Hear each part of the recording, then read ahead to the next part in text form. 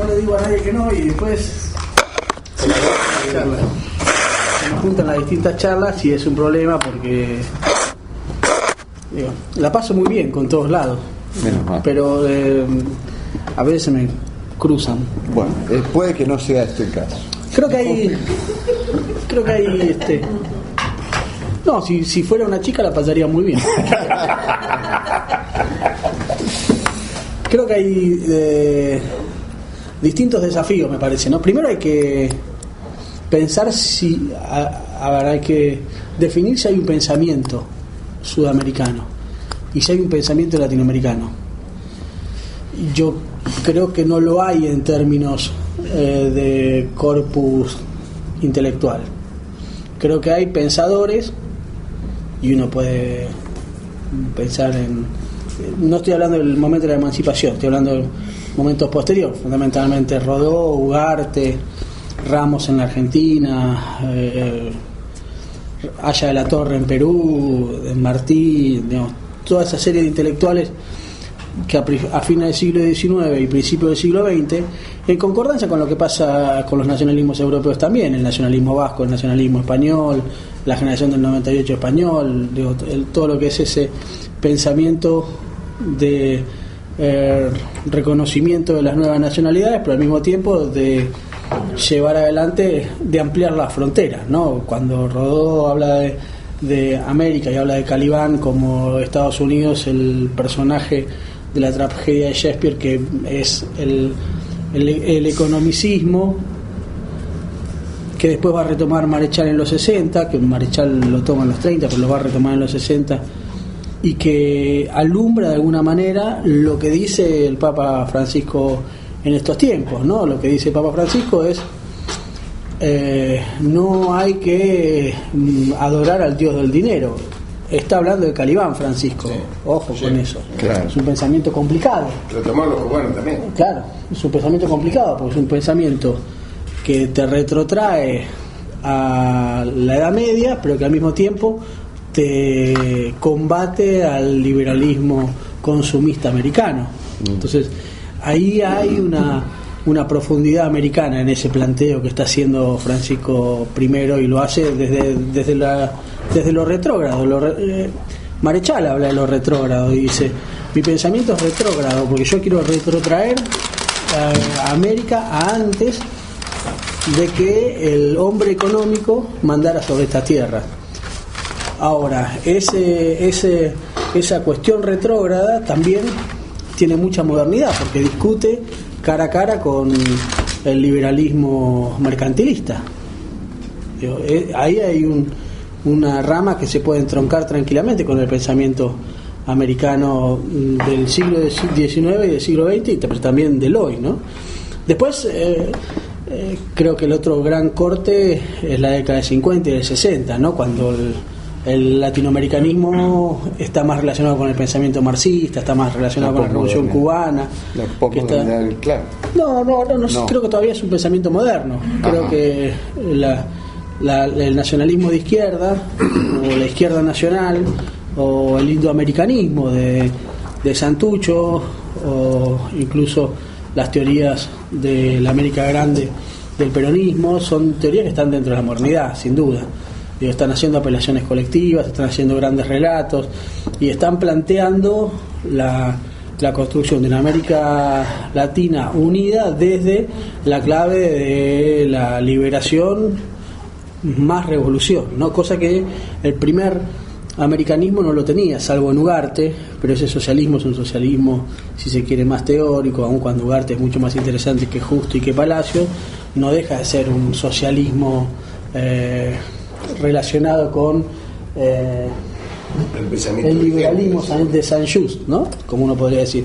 No termina de ser revolucionario. O sea, está planteando que es un pensamiento vigente en la modernidad. Sí, creo que es un pensamiento moderno. Es importante para el Congreso. Sí, creo que es un pensamiento moderno. Es quizás vertebral el Congreso.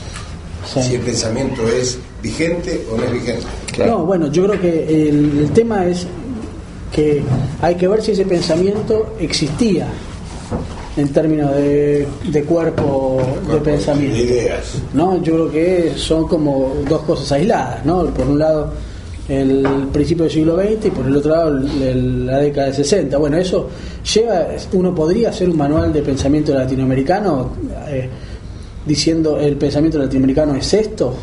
Es difícil. A lo sumo uno podría recorrer los distintos tipos de pensamiento, y ahí hay que, ahora sí quiero volver al principio del siglo XIX, porque en el principio del siglo XIX sí hay un pensamiento americano.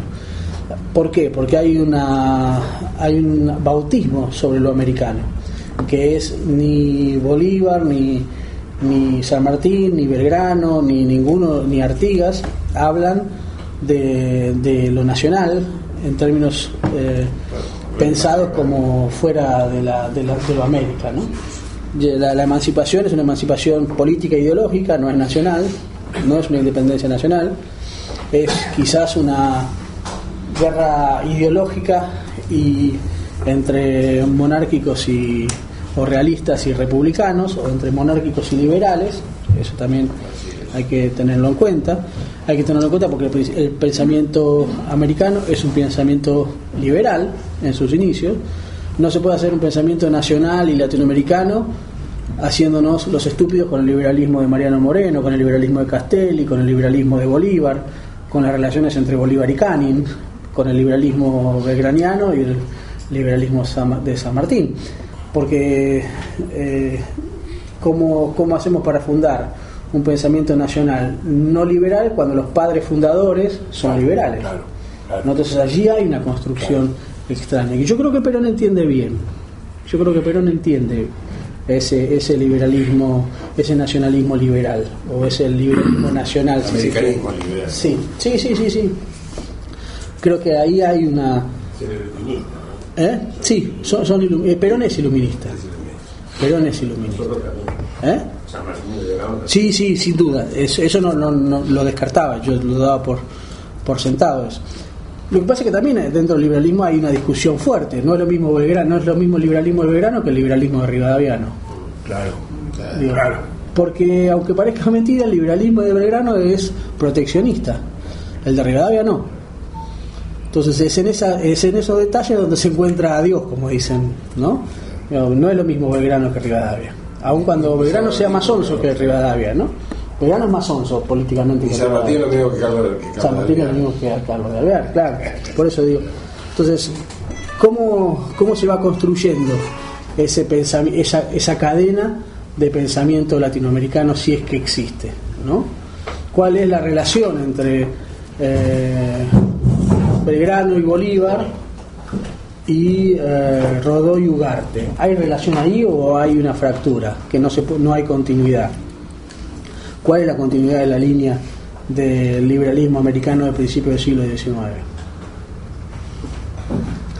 Y esto del liberalismo lo traigo a cuento porque quiero disentir en algo que dijiste vos. Yo creo que no es la variable de derechos humanos la que está presente en el nacionalismo sudamericano de hoy, entendiendo nacionalismo por el pensamiento nacional, ¿no? ¿Por qué? Porque lo que creo que la variable que hay que analizar es una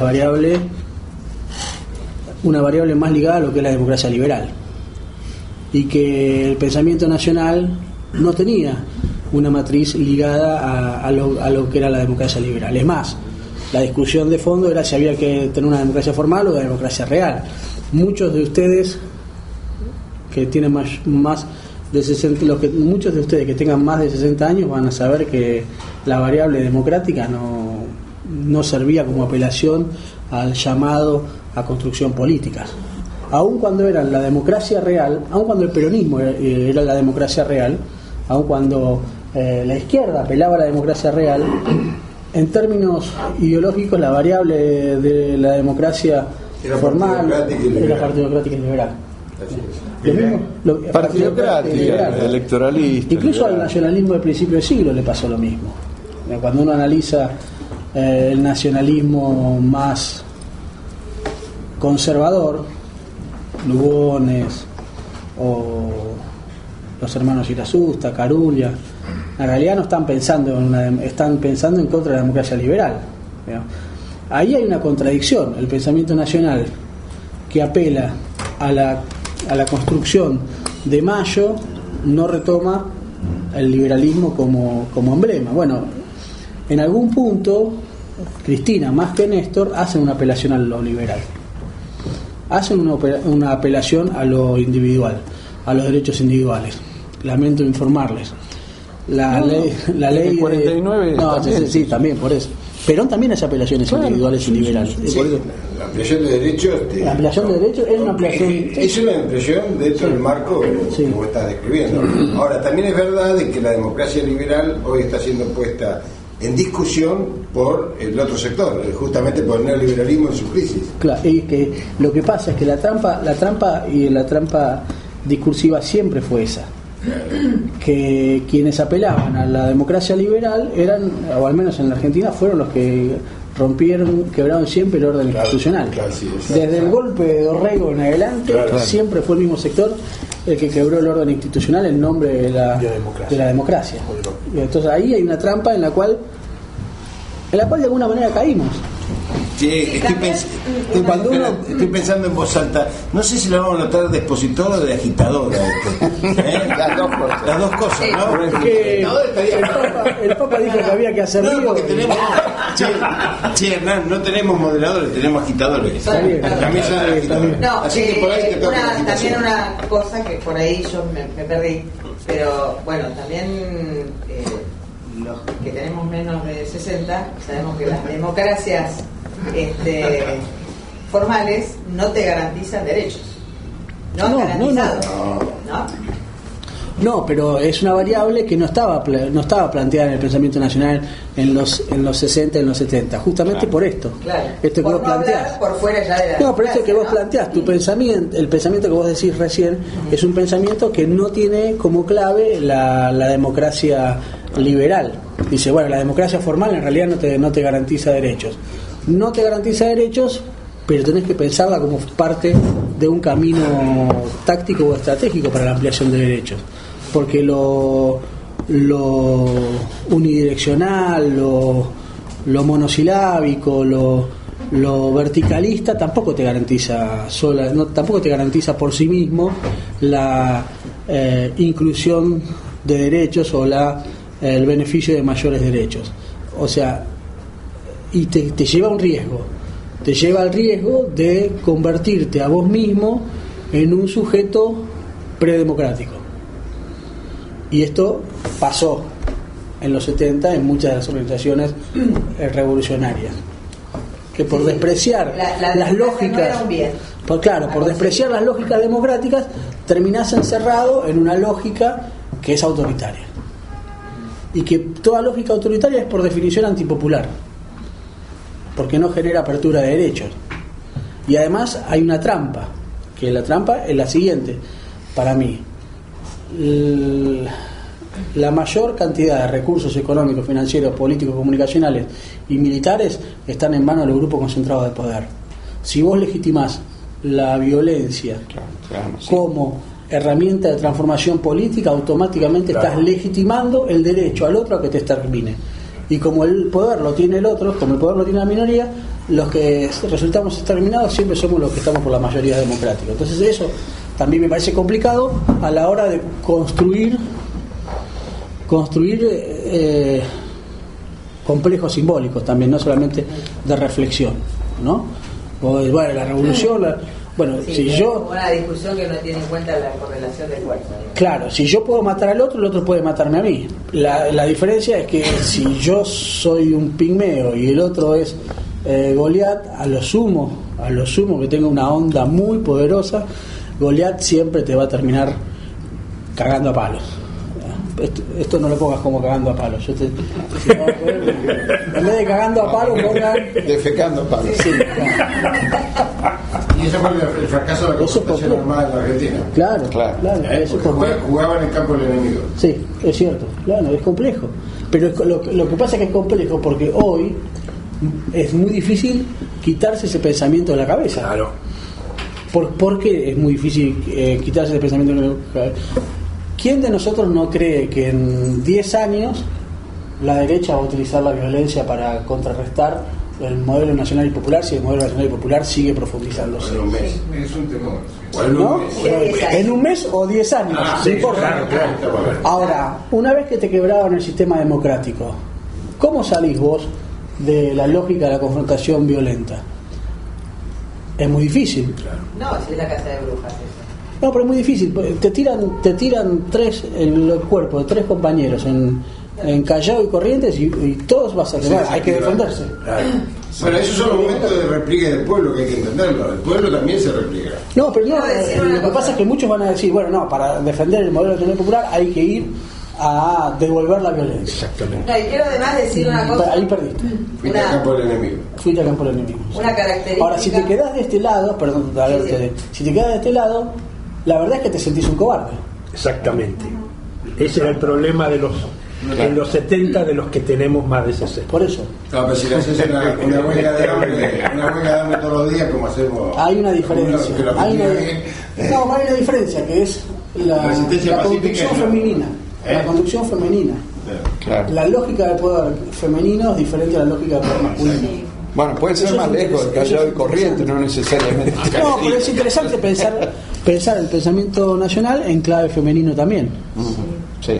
¿No? ¿Qué puede aportar? ¿Qué aporta la mujer como protagonista de los procesos nacionales y populares en América Latina al pensamiento nacional? ¿Cómo responde? A vos te tocan, el hombre es básico, el hombre es básico en ese sentido, ¿no? A la violencia responde con una violencia mayor, la mujer no.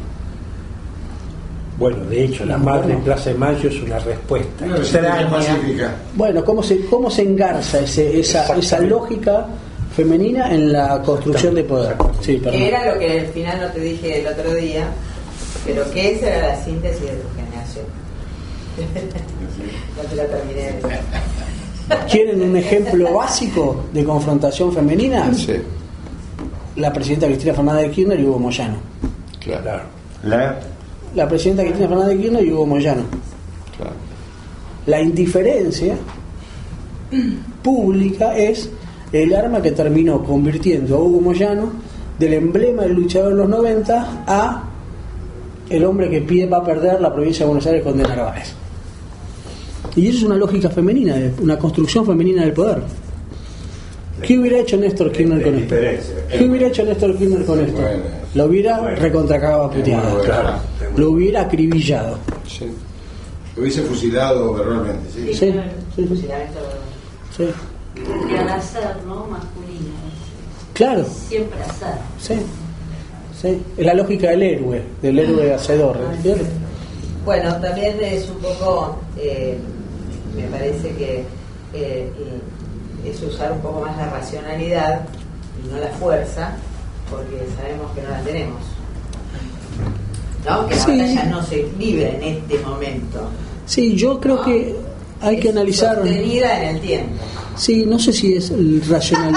No sé si es racional. No sé si es racionalidad. No sé si es racionalidad, No sé si es racionalidad, pero creo que en realidad es otro tipo de racionalidad, porque lo que estamos acostumbrados. Bueno, yo que soy mujer sé que es racionalidad. No, lo que estamos acostumbrados es que hay una sola racionalidad, que es la racionalidad europea de costo y beneficio.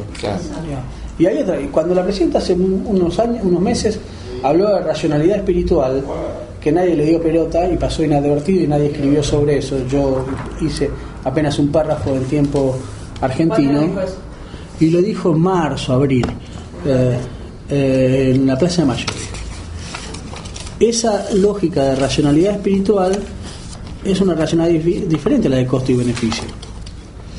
No terminó de definir qué significaba la racionalidad espiritual, pero tiene que ver con la esencia, tiene que ver con la existencia, tiene que ver con la moralidad, tiene que ver con lo bueno y lo malo, tiene que ver con el daño, tiene que ver con la muerte y con la vida. Te rompe el esquema liberal. Te rompe, no es lo mismo costo y beneficio. Esto que estoy diciendo lo digo para todos aquellos que en Facebook me acusan de machista. Es que es profundamente machista tener la altura suficiente para reconocer este principio del feminismo, porque en realidad te homologa machistamente en el mejor sentido del término. una enfermedad y a una cosa espiritual que también es una fuerza. Ahí lo dijo todo. Chávez también pone la cuestión espiritual en... Sí, claro. Sí, sí. Y Evita, mamita. Bueno, Evita no puede ser reflexionada. Evita no puede ser pensada. Aquel que piensa Evita no comprende a Evita. No. ¿Hola? Claro, porque si no significa que no se puede. ¿Los iremos a buscar a sus guaridas asquerosas? ¿Cómo? ¿Los iremos a buscar a sus guaridas asquerosas? Claro. Bueno, es otra racionalidad. Yo creo que el tema ese es para reflexionar el tema de la racionalidad femenina, digamos, para quitarle racionalidad a lo masculino, sí. Digamos, ¿no? Porque, sí. Pero a mí me parece que el tema es un tema, es más, esa racionalidad aparentemente se rompería con la manera de confrontación que tiene. Fíjate que la confrontación es superior en el tema femenino, pese a toda la supuesta racionalidad que tiene los niveles de pensamiento. Es decir, tiene niveles de pensamiento racional, pero la confrontación aumenta la potencia a cada instante, eso está claro. La mayor confrontación de estos 10 años la dio Cristina. Esto es contra lo estructural del neoliberalismo, contra los enemigos de la nación, contra el poder concentrado, lo puso ella. Digamos, no quiere decir que no lo hubiese puesto en esto, digo. Estoy diciendo, los primeros 4 años que fueron de reconstrucción y los segundos 4 años que fueron de embate sobre los pilares estructurales del neoliberalismo, que aún siguen vigentes en algunos lugares, ¿no? Y lo sigue poniendo.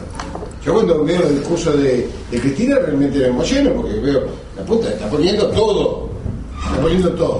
Ahora, si esto responde a un nivel de racionalidad femenina, bienvenida sea, digamos, porque tiene unos niveles de testosterona impresionantes. Eso se te explica, no podés hablar. Claro, sí, claro.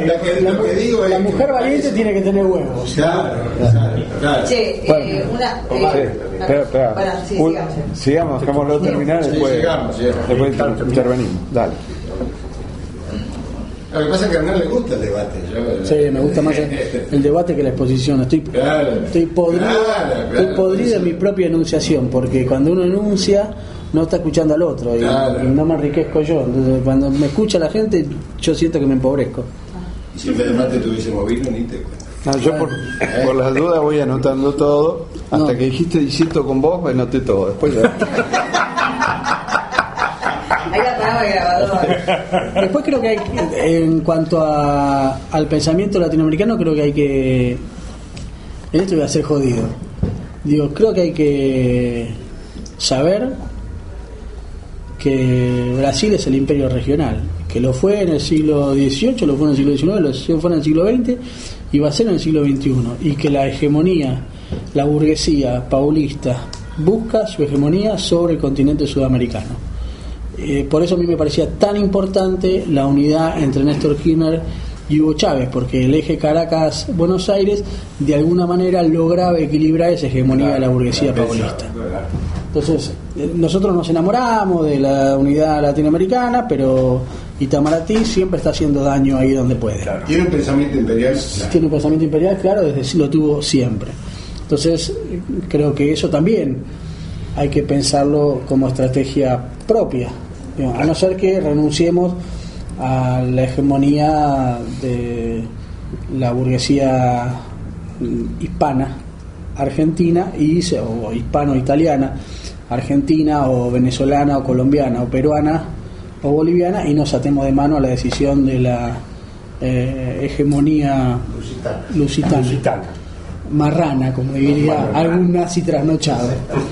Pero no lo estoy planteando en esos términos, lo estoy planteando en términos regionales. Marrana y morisca. Claro. Las dos. Pero hay un problema, el Brasil tiene una posición imperial, pero si lo miramos por la economía de Brasil no está respondiendo por una serie de circunstancias a lo que ellos quisieran, porque en realidad están trabajando muy mal y están cometiendo varios errores. Y creo que eso les va a costar ese hegemonismo que desean. No lo van a poder lograr. Sí, yo creo que va a ser más más enhebrado. La unidad sudamericana va a ser más enhebrada que la Unión Europea, que tenía como motor económico a Alemania y como motor cultural a Francia. Pese a eso, creo que no hay ningún contrapoder hoy en Sudamérica que pueda contrarrestar a la economía brasileña, por más errores que cometa. Y excepto en el plano militar, salvo Venezuela y algo de Chile y Colombia con la ayuda de Estados Unidos, tampoco puede haber, no hay un equilibrio militar en la región. Entonces ese desequilibrio te lleva a que tarde o temprano la hegemonía regional esté en manos brasileñas. ¿Es esto bueno o malo? No lo sé, pero hay que tenerlo en cuenta para hacer un análisis que tenga que ver con la relación de un continente unido. Por ahí definitivamente el futuro de los pueblos, y cuando digo el futuro de los pueblos digo el futuro de las mayorías, está unido a la hegemonía brasileña. A mí me cuesta pensar que un país con la fractura social que tuvo Brasil en los últimos 100 años, fue el último país que abolió la esclavitud en el continente, pueda tener una propuesta de empoderamiento y enriquecimiento de las mayorías en el resto de América Latina. Es una duda que planteo, ¿no? Si bien los muchachos están iniciando un proceso de ingreso al mercado de millones y millones de pobres, convengamos que Brasil ha sido una fábrica de pobres en los últimos 100 años. Y sigue teniendo una pobreza estructural muy fuerte. Sí, cosa que Argentina no tenía hasta la década del 70. Tampoco es estructural. Claro. Su plan imperial, yo por lo menos no lo veo tan claro, digo, porque tiene como compulsión de avanzar en determinados países, pero después de un retiro. Por ejemplo, acá en la Argentina avanza y se retrocede, hizo Petrobras, y ahora la tiene. Pero en África, por ejemplo, no, mira, es sencillo. Es sencillo. Desde el Tratado de Tordesillas, desde el Tratado de Tordesillas en adelante. No, desde el Tratado de Tordesillas en adelante, que le daba. ¿Alguien tiene un mapa?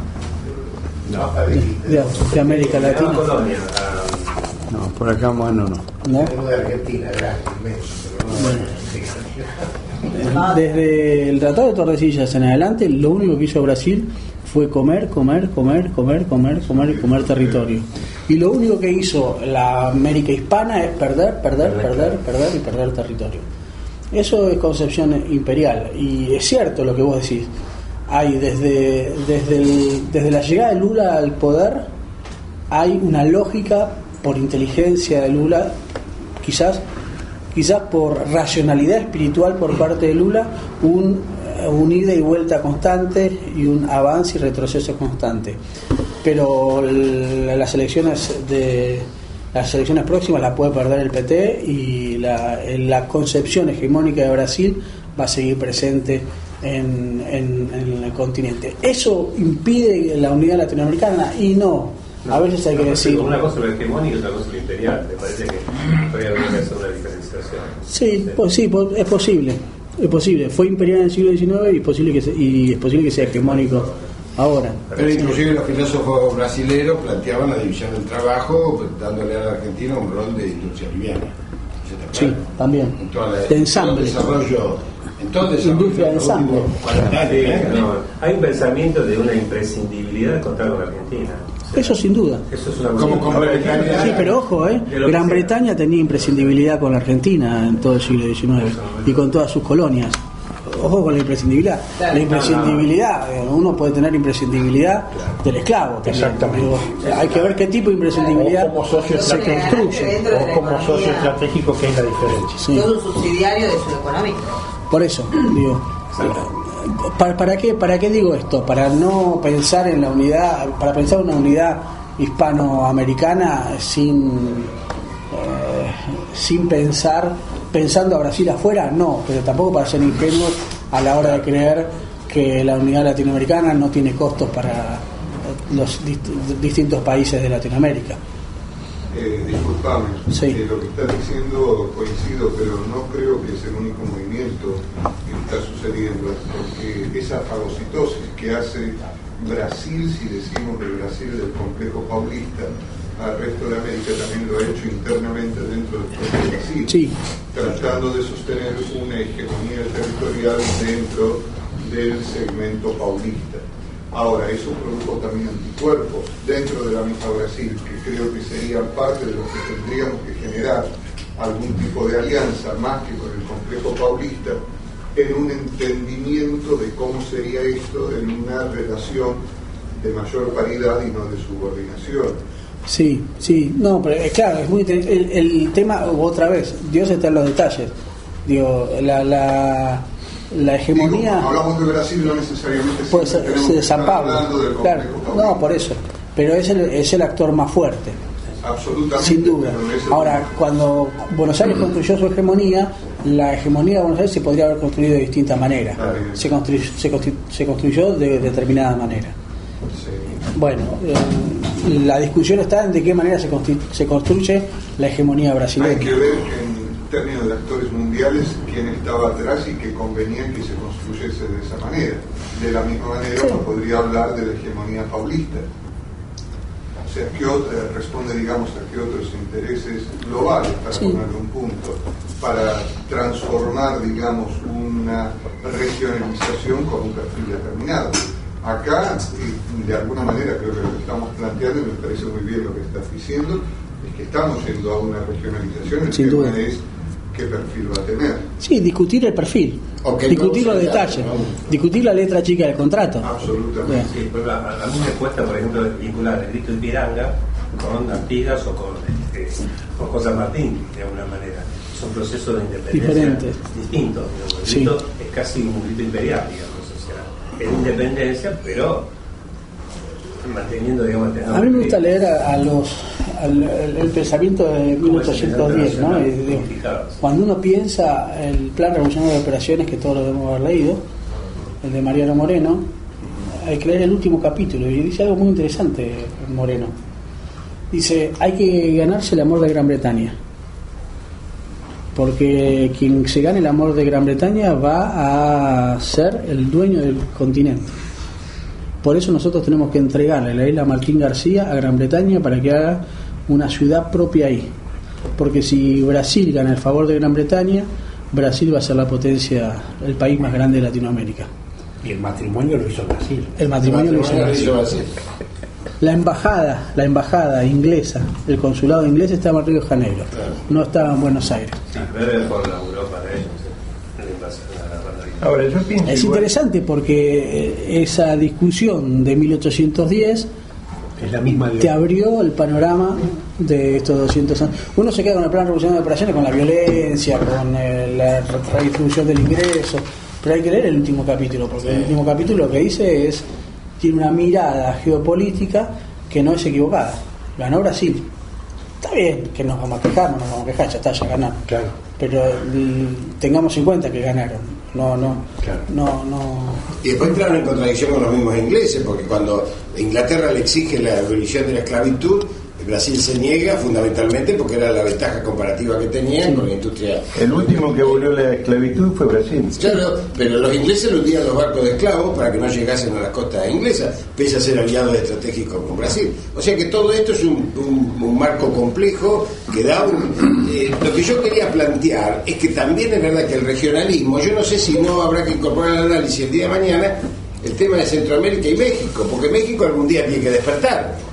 Digamos, México ha sido no solamente robado por Estados Unidos, sino que ha sido cooptado, que ha sido transformado en un maquila, que todo lo que todos sabemos de México, pero México tiene una potencia de identidad que todavía no la ha expresado. Esto en algún análisis estratégico tiene que entrar, y creo que el UNASUR tiene que operar sobre México y Centroamérica, porque es un espacio propio hispanoparlante que además tiene una identidad cultural muy fuerte y que además comparte hasta ideas culturales muy fuertes. Esto me parece que puede equilibrar parte de la discusión que tenemos con Brasil. No, yo creo que México explotó antes que nosotros. Lo que pasa que, sí, pero que fue derrotado. Claro, lo que pasa es que México juega otro partido. que mexicana es Estados Unidos y todo lo que tiene que ver con China. Lo tienen al lado, es imposible. Yo creo que es imposible. Ahora, yo quería volver un poco a lo de Brasil. Disculpa, yo quería volver un poco a lo de Brasil en una cosa. La burguesía, la gran burguesía paulista, perdió 7 puntos de exportación porque el Bandés en general en los últimos 15 años le ha dado créditos no para expandir el proceso productivo en Brasil, sino para irse al resto del mundo. Empresas brasileñas han empezado a comprar empresas en España, en Australia, en la China, en Marco Polo, las carrocerías, tiene empresas, fábricas en todo el mundo.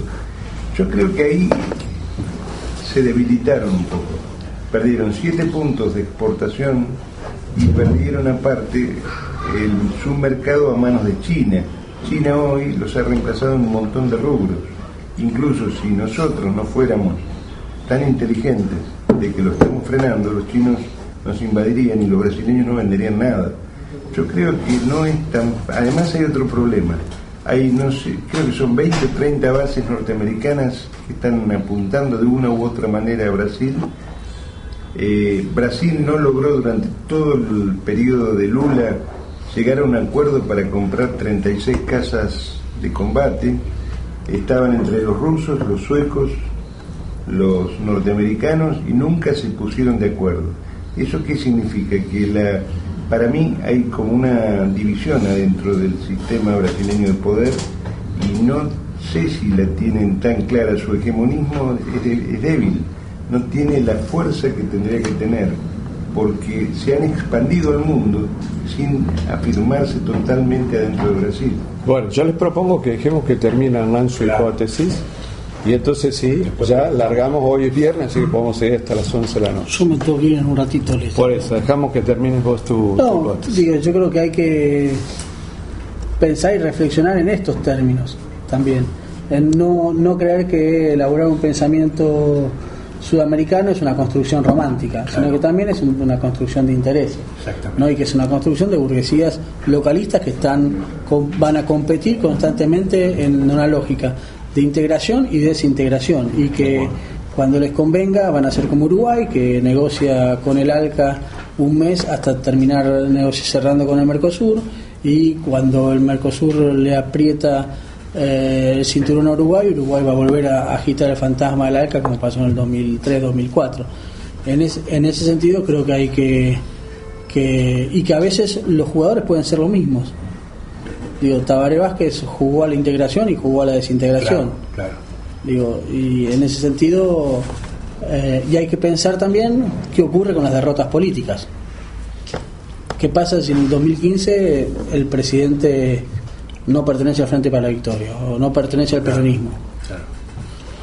¿Qué pasa si en Chile gana Bachelet y Bachelet va a un proceso de mayor unificación con el continente, pese a que Piñera no abandonó? ¿O qué pasa si en vez de Santos retorna a Uribe a Colombia? ¿Qué pasa si gana Capriles en Venezuela? Claro.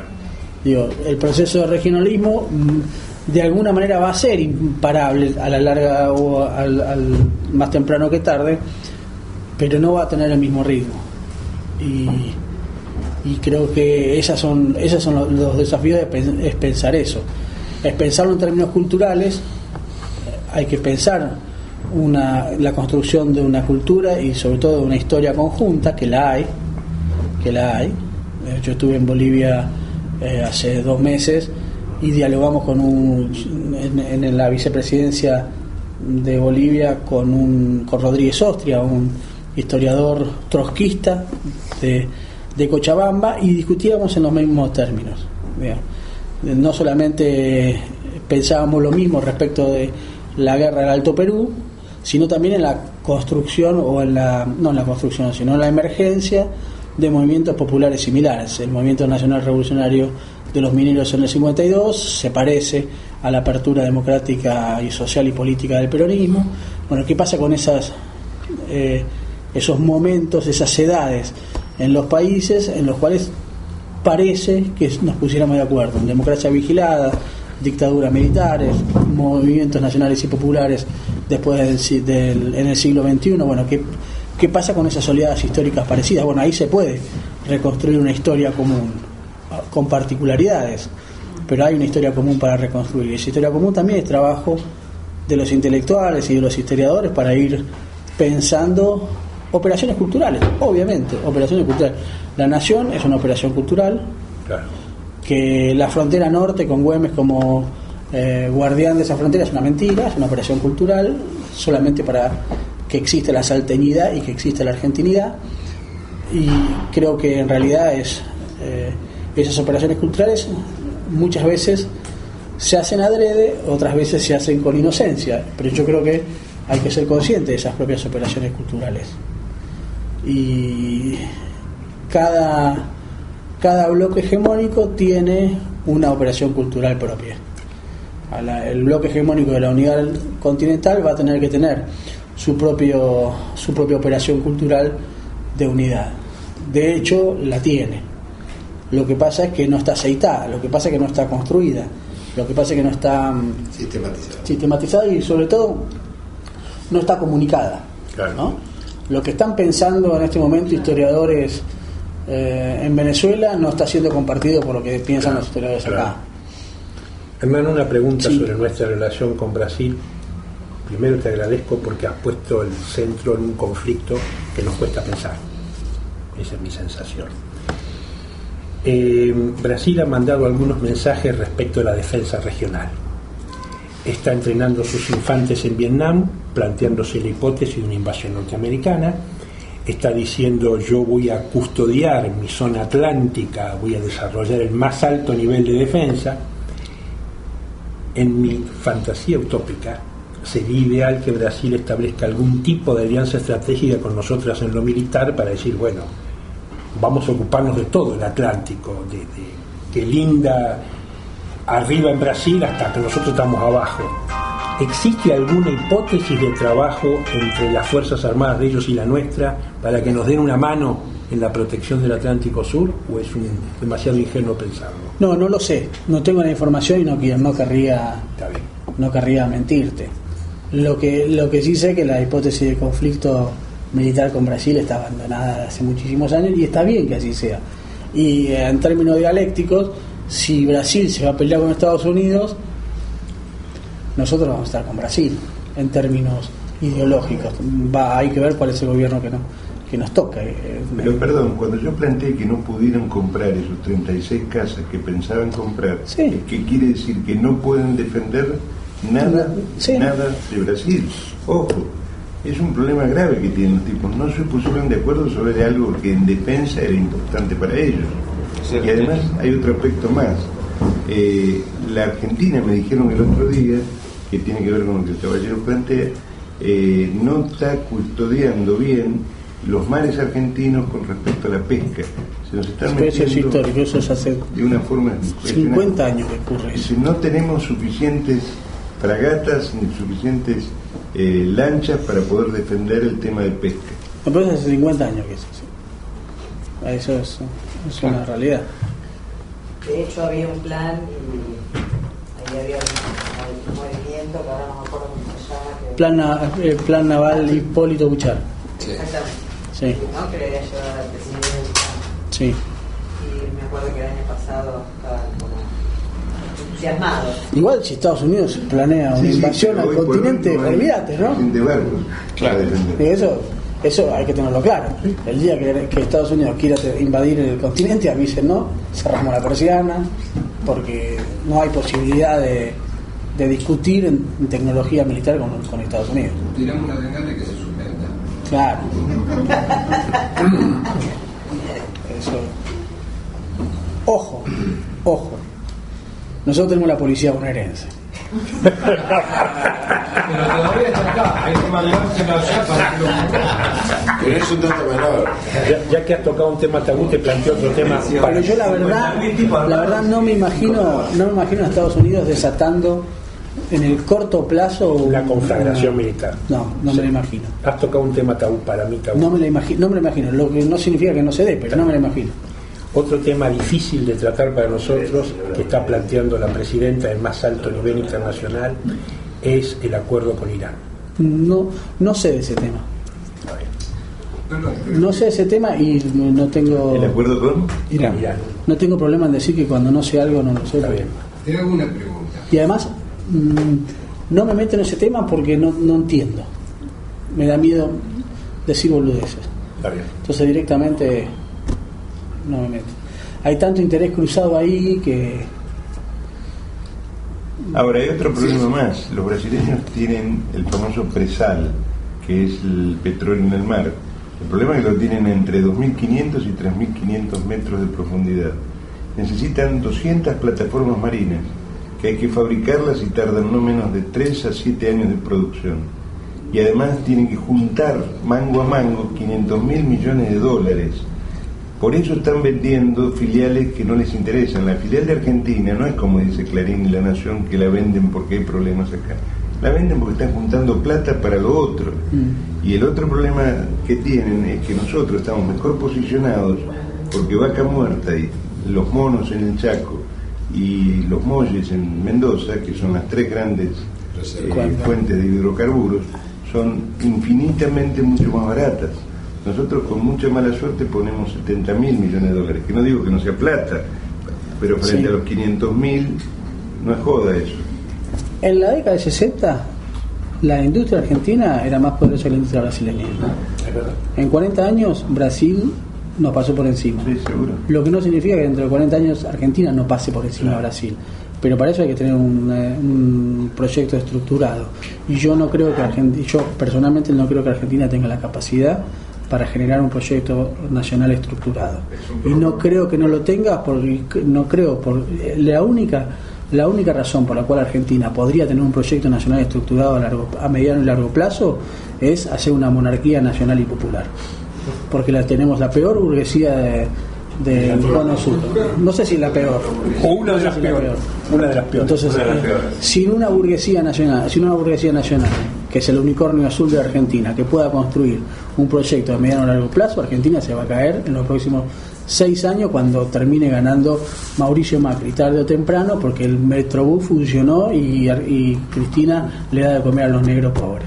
Entonces, mientras nosotros sigamos con esa construcción... no es que discrepo, estoy bastante no, está bien, sí. Pero... puede salir bien. Puede haber nuevas generaciones de industriales que la piensen. Y no, que creo que ¿sabes quién la tiene muy clara? De vueltas, vuelvo a lo mismo, Cristina. O sea, ella está presionando para que, por ejemplo, en vez de dársela a empresarios privados, INVAP desarrolle la telefonía privada. Va a haber una nueva empresa testigo de telefonía privada. Los radares los está produciendo INVAP. En energía atómica, yo me enteré, yo estuve el miércoles pasado, gracias a Descorro, con el secretario de Energía, ¿cómo se llama? Sí, y él nos contó que hay el complejo atómico argentino da 15.000 empleos directos y 15.000 empleos indirectos. Eso genera núcleos de producción y de capacitación y de poder. Sí, pero son ligados al Estado, no son privados. Mirá la debilidad que tiene la estrategia de desarrollo nacional y popular argentino, que un balazo te tira abajo todo el proyecto nacional y popular. Un balazo en la frente.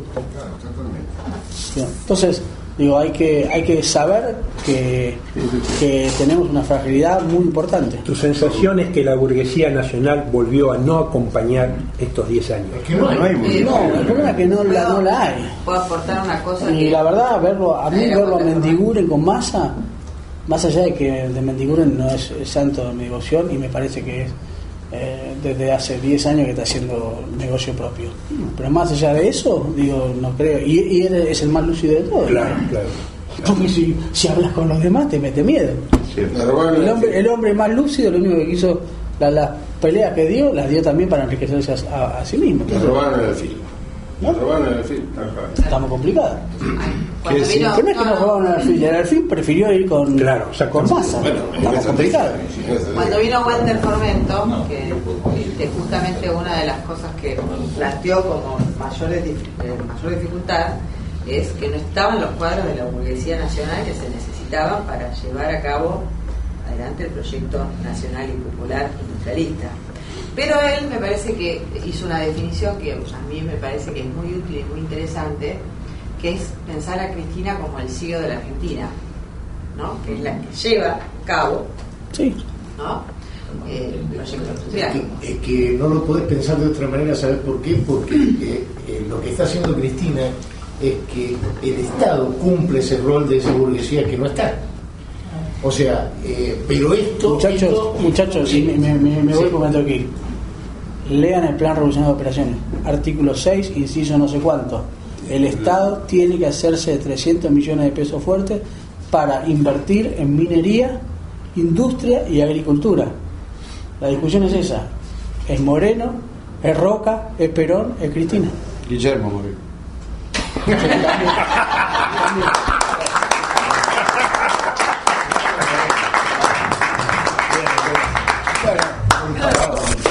Bueno, ahora los dejo para que se escuchen.